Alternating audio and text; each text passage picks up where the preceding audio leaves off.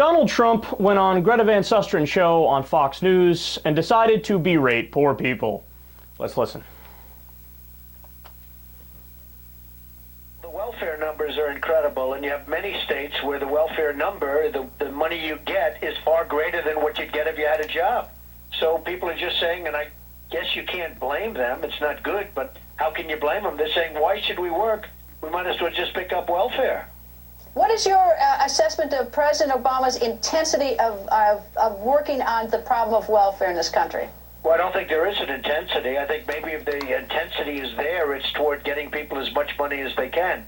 Ultimately, the country is going to fail with that. You know, you've seen that many times over the decades and over the years and over the centuries. I mean, the country will actually fail. The country is going to be destroyed because of welfare. Because of welfare. Interesting argument. I've never heard that one before. And, of course, if you were to ask Donald Trump to give you a single example, like he said, as he was laughing, oh, you know, many times countries have failed because of welfare. Right? No, Donald, that's never happened. You just made that up. And I love the way that Greta Van Susteren frames the question. She goes, you know, is Obama going to do anything about this problem of welfare? Now, notice, what is welfare? It's a temporary solution to the problem of poverty and joblessness. So the actual problem is poverty and joblessness, but Greta Van Susteren, no, the problem of welfare. And of course, Donald Trump runs with that and says, oh, it's destroying the country. The country's going to fail because of it. Now, notice something. He didn't give you a single number about welfare. Well, let me go ahead and do that so you can see how he is 100% incorrect. So when you look at the spending in the federal budget, when it comes to the social safety net, I'm talking about every program. So food stamps, unemployment, school meals, child care, home energy assistance, programs for abused kids or the elderly.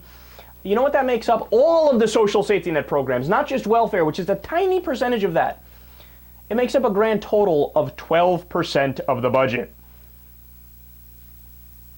Yeah, that's the reason we're in trouble.